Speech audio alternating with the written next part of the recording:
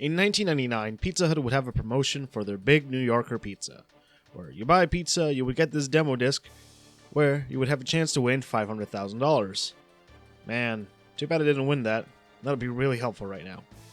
Anyway, in this demo disc, there were demos for Tony Hawk Pro Skater, Ape Escape, Crash Team Racing, and the main game for the video, Final Fantasy VIII. Oh, and Cool Borders 4 was in this disc too. Anyway, this was my first experience playing Final Fantasy VIII, riding high on the success that was Final Fantasy VII, released on this day on February 11th, 1999 in Japan, marking 22 years, and September 9th of the same year in America. To some, Final Fantasy VIII is stuck between a cloud and a hard wall. And to others, Final Fantasy VIII is the most underrated Final Fantasy, most underrated number Final Fantasy, so much so there was even signs at wrestling matches arguing about Final Fantasy VIII. And I agree, Final Fantasy VIII has some flaws, but man, I really find it enjoyable. But I'm getting ahead of myself. Now, this isn't a review of the original PS1 version, nor the original Steam release. I'll be playing through the remaster that was released for the PC, PS4, Xbox One, and the Nintendo Switch. Since it was gifted to me by that one Game Boy who spent $9.99, I'll be playing the PC version, but I also own this on Switch. But I'll talk about the PS1 version and the original PC version because they have their own differences. Now, just a heads up, I'm pretty much going to spoil the entire plot of the game, and if you don't want to be spoiled, skip to this part. And the time is also in the description. Anyway, let's begin this 4-disc journey. Disc 1, our story begins with one of the greatest Final Fantasy intros of all time. 2 dudes sword fighting with both of them getting sliced in the face. After that, our main protagonist woke up from that battle. You either know him as Squall or Leon, depending on what game you played first. For this is Squall Leonhardt. While gaining consciousness, he hears a voice. The nurse calls Squall's instructor, and we're introduced to Kistis Treppy, a prodigy instructor who is 1 year older than Squall and might or might not have feelings for him. You follow her to the classroom where the camera pans and you see Balam Garden. And with that, one of the most mellow songs appears. Later in the classroom, she tells Cypher, the guy who gave you the sexy scar, to not be an asshole. After class, she reminds you have to take your field exam before you can take your final SEED exam. SEED is a glorified private army full of teenagers. Sounds a tad bit Metal Gear Solid 4-ish, but whatever. You pick up your Guardian Force, aka your summons. Right after you leave the classroom, you meet this girl who is new to Balam. You show her around, she thanks you, and off to the main entrance you go to meet Kistis. And off you go to the Fire Cavern with your thirsty instructor. While in the Fire Cavern, you find Ifrit, and with the power of your GFs, you take him down and becomes your GF. Back in Balam Garden, you start preparing for the actual exam, where you meet your partner, Zeldink, who definitely believes that Naruto is real, and probably dabs every moment he can. Here, you also meet the Headmaster, the obligatory Sid reference for the Final Fantasy series, Headmaster Sid. Right here is where you also find out that your squad leader is the asshole who gave you the moist maker of a scar, Cypher Almase. And with that, we head to Balam Town to begin the siege of Dalakt, aka the glorified Pizza Hut demo. I know it's not called the Pizza Hut demo, but it was in the Pizza Hut demo, so I'm gonna call it the Pizza Hut demo. We begin the Pizza Hut demo by storming the beach of Dalat. Now in the actual demo, there is another party member, which I'm going to ignore currently because she doesn't appear until after the demo in the actual game. Anyway, Squall, Zell, and Cypher go to the center of town, where they hear a commotion of the old satellite tower. Cypher decides to ignore orders and check it out. They go check it out and Cypher decides to jump ahead alone. Moments later, and here's where we meet our 4th party member of the game, Selphie Tillman, who has a liking for trains and is a messenger with new directions. They climb up to the tower only to find the mandatory Star Wars reference, Biggs and Wedge. They fight, and they get flown away by the actual boss. They defeat it and Cypher appears out of nowhere and is told that they need to leave Dalat and make it back to shore. There's this giant escape scene with this giant spider robot where they run back to the shore while Kisses goes full Rambo on the Robo Spider. And with this ends the Pizza Hut demo. They head back to Balam where Squall, Selphie, and Zell, and this guy, Nita, gets into SEED. After meeting Sid, you prepare for the ceremony, where Squall finds out that he is the best looking guy there, by this girl, which we'll get to in a bit. Anyway, this interaction leads to the famous dancing with one of my favorite Final Fantasy songs, Waltz for the Moon. And for 1999, even on PS1, the CGI still holds up really well. After the dance, Squall is out there hanging around, then Kisses appears. We get a quick precursor to Persona 5, where Kisses is insisting to be around you for a bit, and that they should head to the training center where couples tend to meet up and probably fuck. Squall meets her up at the old training center and then heads to the secret area where Kisses tells you that she's being demoted, and Squall just tells her to go talk to a wall, because he doesn't want to deal with her problems, he doesn't want to deal with anyone's problems. While heading back, this girl is attacked by demons. You save her and she gets taken away by these white-clothed men. The next day, you meet up with Headmaster Zed, and Zell comes in his hoverboard. Squall gets his first new mission as a member of Seed, helping out this resistance faction in the town of Timber. Before you head out, Sid gives you this magic lamp, where it fucking summons a boss that you have to defeat. Anyway, they head to the train station where they hop on a train towards Timber. While on the train, they pass out. And thus begins the Laguna segments. In this one, you have 3 soldiers, Kiros, Wards, and the man with a leg cramp, the man with machine gun, Laguna, who is heading towards Dueling City. While in the city, they head to the main hotel, where they sit and drink and listen to Julia. Laguna makes an ass of himself because of a leg cramp in front of Julia. After that, Julia calls Laguna to her room, and they talk for a bit. The sequence ends. Cut back to the train where both Zelvi and Zell are awake, and Squall is still passed out on the floor. They make passing mentions of the dream, but then they get back to the mission. Arriving at Timber, you meet up with the contact and board another train. You meet Zone, who has stomach problems, and tells you to wake up the princess. Squall heads up to the princess's room, only to find out that she was the girl that he danced with at the party. Renoa Hartley is her name, and she tells Squall it was her who asked Headmaster Sid for the favor. She also shows you her dog, Angelo, who is a good girl and deserves all the pets that you can give her. After that, they meet up in a room so they can get details on the plan. The Forest Owl is the name of the group, and the plan is to kidnap the president of Galbadia, via stealing his train car. The mission begins and manage to steal the car that the president is in. They try to interrogate the president, only to find out that this wasn't the president, but this is the tyrant from Resident Evil. After that failed mission, they meet up in the Situation Room where they figure out why Galbadia's gardens were at the old communication tower back in the Pizza Hut demo. So they go to the Timber TV/radio station to stop him. After this realization, Squall asks about his contract, and how until Timber is free and independent, until then they are stuck getting directions from the Forest Owls. While back in Timber, they are being hunted by the Galbadian forces, but they manage to get towards the station where they find a giant screen, and Squall tells Renoa about her plan not being very good, like a sane person would.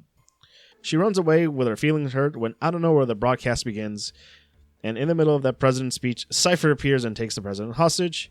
Kisses is there too, telling the Timber team, aka Squall's team, to head to the broadcasting station. At the TV station, it turns out Cypher is indeed an asshole and kidnaps the president. The sorceress appears and convinces Cypher to join her. They leave the station and head to the Forest Owl's friend's house, where Renoa is worried about Cypher, for some reason. After this, they plan to head to the nearest garden to report what happened. Turns out the nearest garden is Galbadia Garden itself. While on the way to Galbadia Garden, they pass the forest, where they pass out again. Laguna Session 2 begins. This time, the man with machine gun gang find a site full of soldiers. They explore around until they come up into a dead end and fight off soldiers. They barely survive, and then Laguna throws Kiros and War off a cliff, and then he jumps too. The dream ends. Waking up, they move on to Galbadia Garden, where Kisses goes and talks to the headmaster. They found out that they are safe in Galbadia Garden, and that they understand the situation that they're at. They found out that Cypher had a trial and was executed. We found that Renoa had feelings for Cypher back in the day, and Squall has a bit of an existential crisis, realizing that his rival was dead, and how Squall doesn't want people to talk like this if he ever passes away, and he runs out of the room. Squall finds Fujin and Raijin and tells them the news, and they don't believe it. They meet up in front of the entrance where they are tasked with a new mission, to execute the sorcerers by sniper in Dueling City. But there's no sniper in the team. Enter Irvine Caneas, the sharpshooter of the group, and since the group got bigger, they split up, and in this case, I had Kistis and Zell in my party, and I got this funny cutscene where Kistis is getting a bit closer to Squall. In the train, they had a small altercation with Irvine since he's hitting on Renoa and Selfie. After they arrive to the city, they head towards Caraway's house. This asshole blocks the way and tells you to get a code from this one dungeon. They get to the dungeon to get the code, and then they fight the Minotaur Bros. They go back to the house, give the code to the guy so they can get in, and turns out Caraway is Renoa's dad. They show the gang around so they can get the positions. They return back to the house to begin. Kisses tells Renoa that this isn't a game, and she gets sad. Then takes matters into her own hands for a bit. Kisses feels bad, and she wants to apologize and heads back to the house. And right after Renoa leaves because she wants to help out by doing it herself, Kisses and the gang come in, and they get stuck in the Resident Evil room. Renoa heads back to the sorcerer's location before the speech and gets caught and hypnotized. The speech happens, the sorceress kills the president, and she summons these lizard monsters and they attack Renoa. Kisses solves the Resident Evil puzzle and leaves to their position.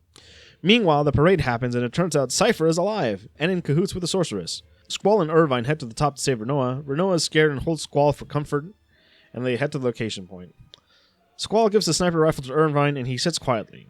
Squall also informs Renoa that Cypher is alive. Irvine starts having second thoughts and starts having a crisis, and the Kisses crew arrive in their positions right as the clock struck 8. Squall calms Irvine down by telling him it's going to be okay, and if it doesn't work, he'll handle the rest. Irvine shoots, the sorceress has a shield above, Squall jumps down and steals a car and starts fighting Cypher. Cypher gets defeated and now Squall and the gang fight the sorcerers, and after the battle she summons Ice, and then...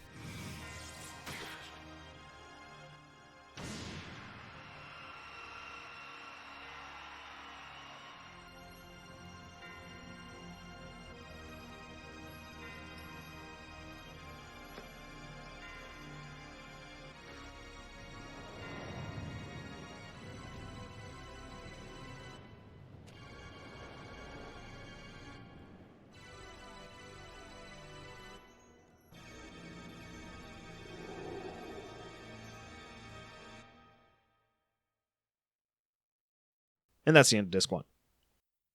We begin Disc 2 with another Laguna section, this time in a house where this young girl informs Laguna that there is this man at the local pub. And it turns out this young girl here is alone, and Laguna is taking care of her. In the bar, Alone is getting scolded by Rain, her actual caretaker, and Gyros is there, and they reminisce about what happened before, and why Laguna is crashing with Rain, because Laguna got injured and Rain nursed him back to health. And Laguna is repaying her. Heroes also explains what happened with Ward, now that he's a janitor at a prison, and apparently never got his voice back after the incident. They also find out that Julia ended up getting married and made the song Eyes on Me. Rain tasks Laguna on a mission, aka walk around the town and kill monsters. They agree. Laguna and Kiros come back only to hear that Alone is telling Rain to get together with Laguna. Laguna reports his duty to Rain and then back to bed where he has no idea what he's feeling. Kisses, Zell, Renoa, and Zelfie wake up in a cell. Apparently this is the same prison that Ward is working at. And then it fades to Squall, who is alive, surprisingly. Cut back to the other group where the prison officers knock out Zell and take Renoa. Back to Squall, and Cypher is back to interrogate and torture Squall. Back to the crew, and this Moomba, yes, that's what they're actually called, falls and gets injured and Selfie heals it. Back in the torture room, Squall keeps getting interrogated until he loses consciousness. Back to the cell crew, they realize that Zell's weapon is his fucking fist, and they use the power of White Tyson to knock out the guard and get back their weapons. Back to Squall, and the Moombas free him, and they keep calling him Laguna. Foreshadowing, everybody. While the cell crew get their weapons back and are now going to rescue Squall, Biggs and Wedge are back, and they get defeated and sound the alarm. They get to Squall, and now it's jailbreak time. They try breaking out of the bottom, only to find that this part is submerged underground. Squall saves Zell and boops him in the head. Irvine comes to save the day, and then Renoa pushes him down the stairs. More jailbreak time, and it turns out that the prison is a giant drill. After escaping the prison, they see that Galbadia launched missiles to Trabia Garden, where Selfie's from. The team split, in this case, Selfie, Zell, and Irvine going to the base where the missiles were launched, while Squall, Kistis, and Renoa go to Balam. The missile-based crew managed to sneak in by using one of the Galbadian vehicles and using some of the suits in it. In the base, they managed to divert the missiles that head to Balam, then only to be stopped by a giant tank. They defeat the giant tank, and only to realize that they are stuck, and then the missiles go off, and the place self-destructs.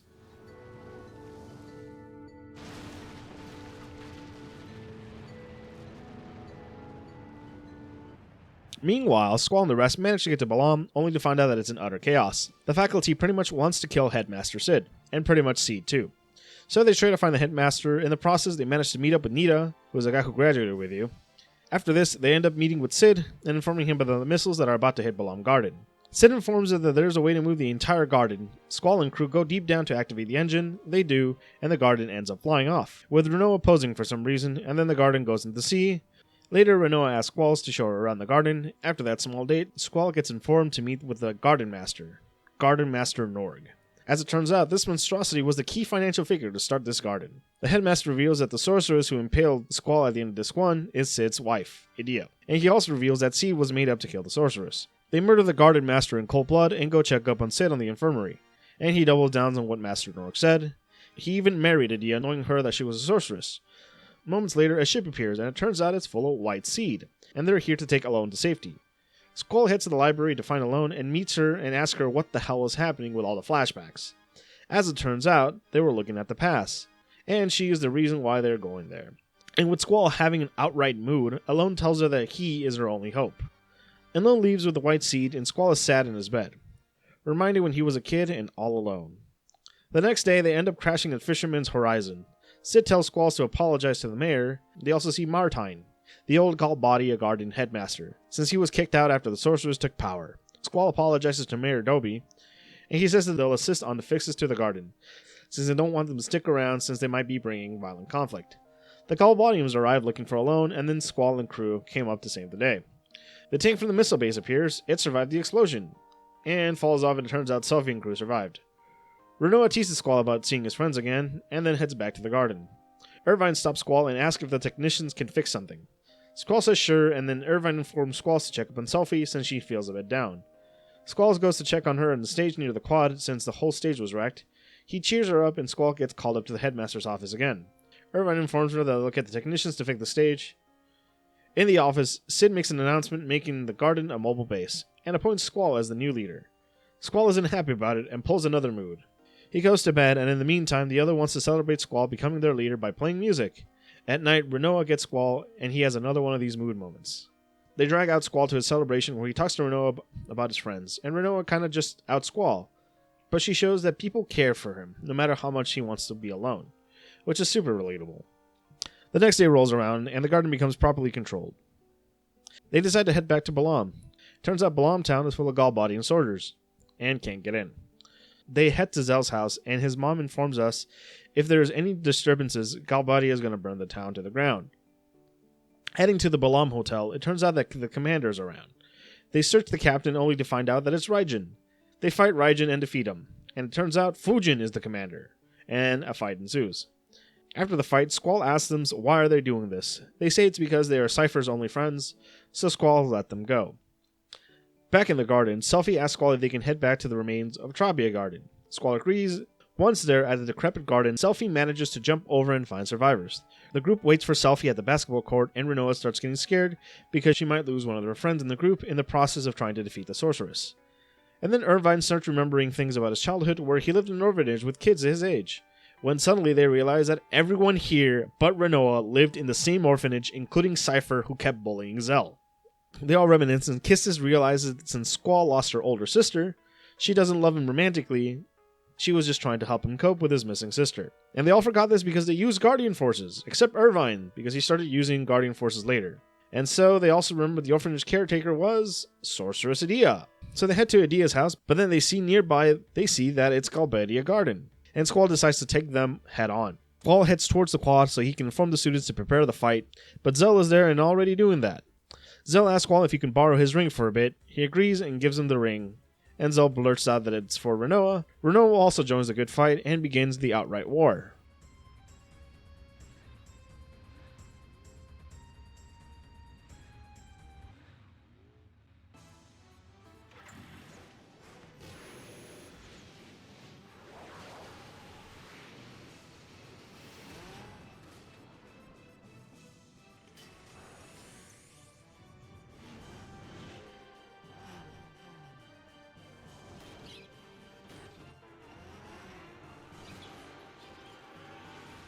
Balam Garden collapses with Galbadia Garden while Zell, Selphie, and Renoa are on the side of the floor.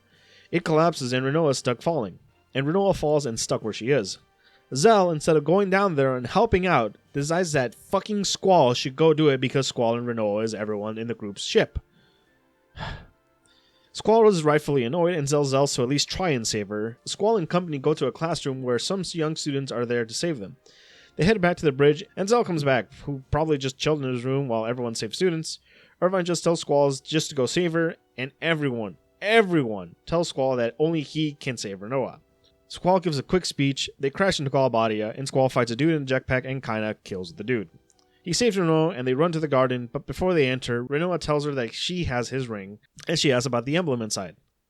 Griever is the name. They enter Galbadia to meet up with the rest. Exploring Galbadia, we find Raijin and Fujin, and all they want is the old Cypher back. Finding Cypher and the sorceress, Cypher goes on how he is her knight and stuff, and then gets his ass handed by a Lionheart.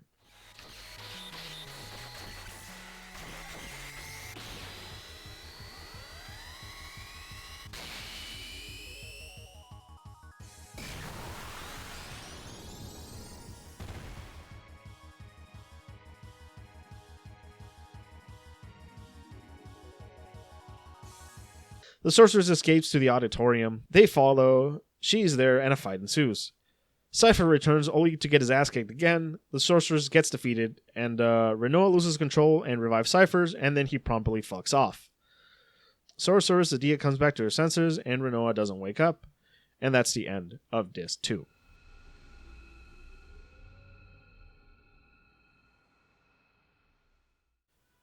We begin Disc 3 in the infirmary where Renoa passed out cold after the events, so they decide to head to Adia's house. Oh yeah, she's one of the good guys now. She tells Squall to find Alone in the White Seat ship, but before that, Squall checks in Renoa, and then he realizes he has feelings for her, and then promptly passes out. Another Laguna sequence. Cut to the boys being broke motherfuckers where they are shooting a movie. Yeah, where Laguna is a knight in shining armor and Kiros and Ward are a dragon. So, of course, in mid-shoot, a real dragon comes in. Laguna damages the dragon enough to be able to flee, and the boys show up to battle the Ruby Dragon. One anchor drop later, and it's defeated, and cut to Laguna at the orphanage, where it turns out Alone was kidnapped by Eth Star soldiers. Then it ends. So they go to find the white seed ship where Alone is. After searching around aimlessly, they find it, and she's not there. It turns out she left with Death Star soldiers, again, by jumping overboard, and it's currently an Death Star. So the team heads through Death Star through Fisherman Horizons. Squall carries Renoa all the way there. On the way, he realizes that he had character development, and wonders about everyone. At the end of the railway, he meets up with Quistis and Zell to tease him. And Adia joins the party because she also wants to go to Death Star to meet Dr. Odine. Irvine and Selphie appears too, so they slid through this ice valley. After going through, they found a hole and a ladder in the background. And they make it to the entrance of Death Star. And they pass out. Another Laguna dream, and this time is the boys raiding Death Star to save Alone, but they were captured and are now escaping Lunatic Pandora. They end up saving Alone, and Squall and crew wake up only to find that a car is arriving. They get taken to the main city to meet with Dr. Odine, where Squall demands to see Alone. Dr. Odine agrees under one condition, only if they can observe Renoa. And where the fuck is Alone? Space! Squall agrees and gets shot up into space, leaving the crew behind, and right after they leave for space, Lunatic Pandora arrives. So the Earth team tries to stop it by hopping in and then getting thrown out. And then Lunatic Pandora decides to chill on top of the memorial. Meanwhile, in space, Squall and Renoa, and in this case, Irvine, arrive and let Renoa be with the scientists. The space station thing is an observation deck to oversee the imprisonment of the Sorcerer's Adele. Anyway, Squall finds Alone. She explains that she isn't able to change the past, but now Squall wants to go to the past to save Renoa. Anyway, while looking at the moon, monsters come out of the moon. Suddenly, Renoa walks out mind control-like, and she deactivates Adele's seal. And now the monsters are heading towards Earth, and apparently during all of that, Renoa finds a spacesuit and escapes into space. Squall finds his spacesuits and goes after her, but he was too slow. The seal gets broken finally, so they have to evacuate. Squall begs Alone to take him to Renoa's near past, and she does. Squall sees a bit more of her feelings towards him. He also sees Ultimecia take over her body. Alone tells Squall to talk to her via heart. And while drifting through space, she does, but she's slowly losing oxygen and consciousness. She sees the rings and hears Squall's voice even louder. And she hears Squall's voice loud enough to turn her backup oxygen supply, and Squall ends up leaving the escape pod to catch her and hugs her. Luckily, while driving into space, they find one of Estar's ships just spinning. They get inside and survive. After liberating the ship from monsters, they make their way up to the bridge, where the comms manages to pick them up. Turns out the ship is called Ragnarok, and the ground team can lead them back to safety on Earth. While trying to pilot the ship, Squall and Renoa have a moment. She reveals that Renoa became a sorceress. And Eyes on Me starts playing, and why am I crying? While back, the people from Death Star tell Renoa since she is a sorceress, she must be sealed. She sadly agrees, and Squall is conflicted as hell, since it was her decision. Zell arrives and drops a crap ton of exposition about Lunatic Pandora. Squall informs the group that Renoa is a sorceress, and she had to be escorted out. Kisses rails on Squall for not stopping Renoa, and he decides to save Renoa. Selphie takes control of the Ragnarok, and with that, you can explore the world map completely. The crew heads back to the Sorcerer's Memorial, and Squall saves her, and with that, we get the logo of the game.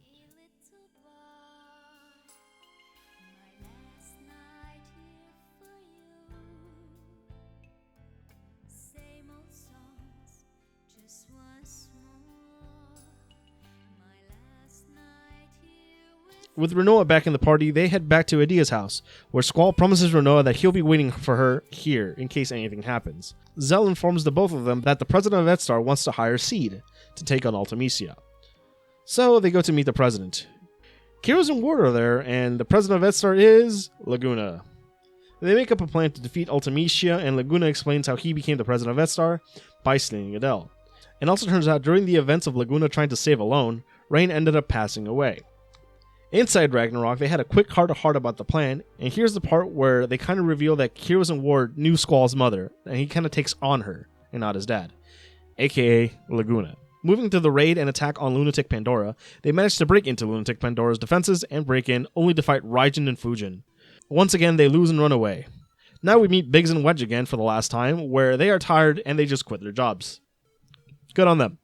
Going through Lunatic Pandora, they managed to defeat the thing that kicked out the Earth team last time. A bit deeper, it turns out that Raijin, Fujin, and Cypher has Alone hostage. And Raijin and Fujin had enough, and they let Alone go. And they tell Cypher that he's no longer himself. And they don't want to deal with him anymore. And now the final fight with Cypher. And if you had Odin, Cypher kills Odin in Town Squall. Moments later, Gilgamesh arrives, because now he has Odin's sword and sends Cypher flying away.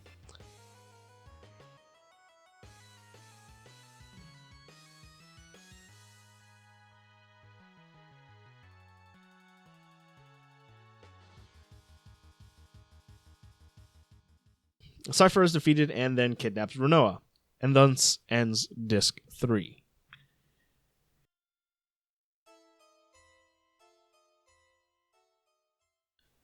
We begin the fourth and final disc by trying to save Renoa again.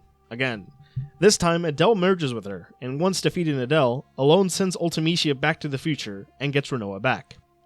And now the time compression begins. After surviving the onslaught of boss fights, the group ends up in Nadia's house, which is now Ultimecia's castle. Inside the castle, everyone's abilities get taken away. The group goes through the castle defeating bosses to recover their abilities that were taken away. They make it to Ultimecia's room, where they confront Ultimecia, and where she has a bad case of the Mortal Kombats. She's threatened to seize that she's going to send them to an alternate dimension, and thus the final fight ensues. Her first form gets defeated, and then she summons the most powerful Guardian Force, Griever. Once Griever is defeated, he ends up nuking the party, and then Ultimecia junctions herself into Griever. And with that, maybe I'm a Lion kicks in. Once that's defeated, Ultimecia pulls out her final form. And with one of the best Final Fantasy songs of all time, The Extreme, at the end the party triumphs and time ends up decompressing, where everyone tries to meet up at the same time, where no one wants to go where Squall promises to meet her. Everyone but Squall was successful, and he ends up in the past where Adia gets Ultimecia's power, and thus starts those events. Squall ends up in the time compression area again, where he tries to remember Renoa and his friends, but he ends up passing out. Renoa manages to appear and take him back to the current time, kick in Eyes on Me, and okay, I'm crying again. Cypher and his crew are out fishing and having fun, seeming to turn a new leaf. Laguna looks at his hands and reminisces when he proposed to Rain, and I'm crying harder, and Laguna overlooks at her tombstone. And Alone shows up, and with that, roll credits to the best rendition of the Final Fantasy theme, where everyone shows that they're doing fine, and Zell chokes on hot dogs, and thus the game ends.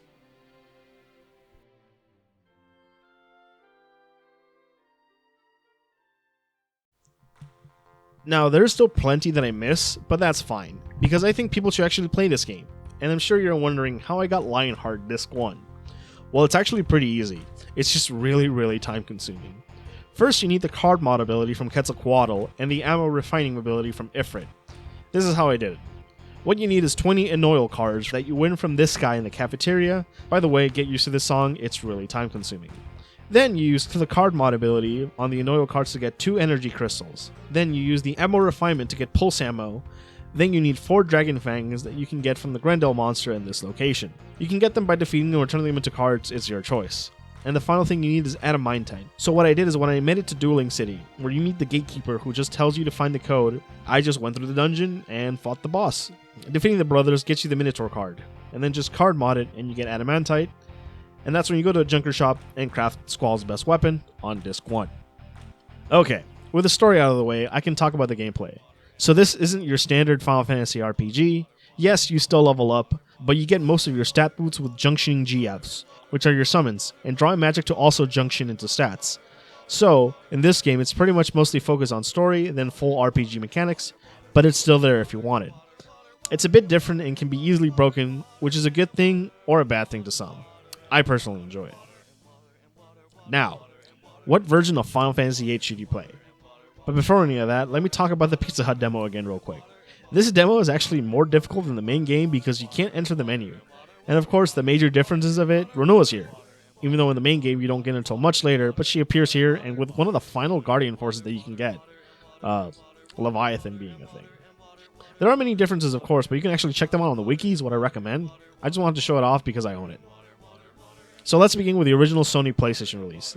So the PS1 is still a great way if you want to get the original experience. It was also re-released as a PS1 classic, and it's playable on the PS3, PSP, and PlayStation Vita.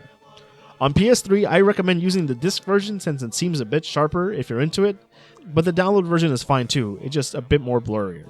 The PS1 version also has both rumble and analog support, something the later releases don't have because they're based off the PC version. Some people mind it, some people don't. I kinda mind. And with that, I usually end up playing this version instead.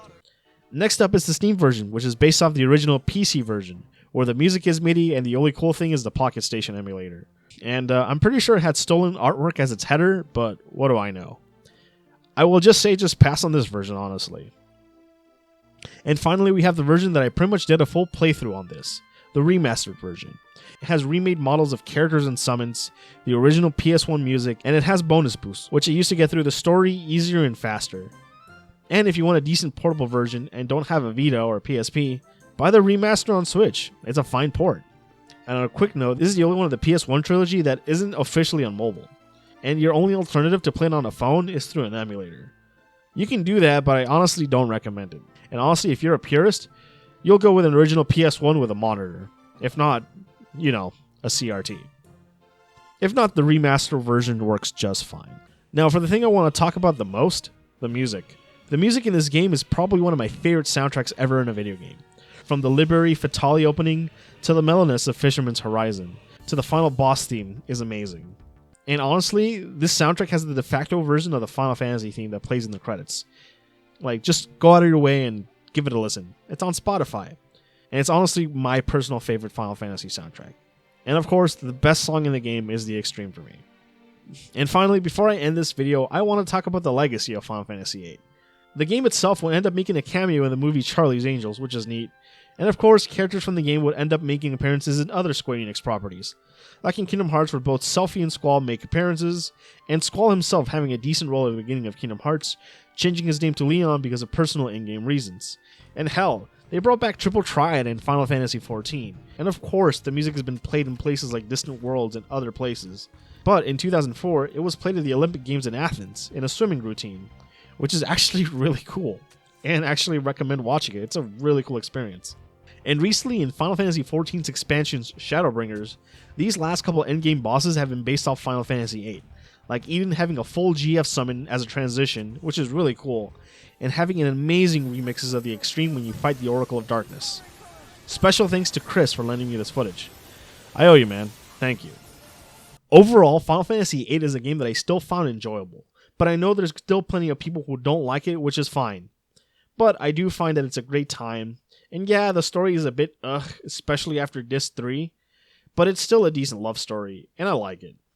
To me, Final Fantasy VIII still holds up, and I can recommend it, and I hope one day it'll get the remake children that it deserves. One can hope. Anyway, I've been Fonzie. This video has taken way too much time of my life, but I have no regrets. Follow me on Twitter at Fonzie's Revenge. Follow me on Twitch at FonzMans, where I've been streaming Tidus Fantasy X. It's a mod for Final Fantasy X that replaces all of Tidus' spoken lines with him laughing, and the MIDI rendition of the music with him laughing. If you miss one of these streams, I upload them to my archive channel. Anyway, I'll see you in the next video. Happy birthday, Final Fantasy VIII. And thank God I don't have to do another Final Fantasy video to work on anytime soon. Oh, shit.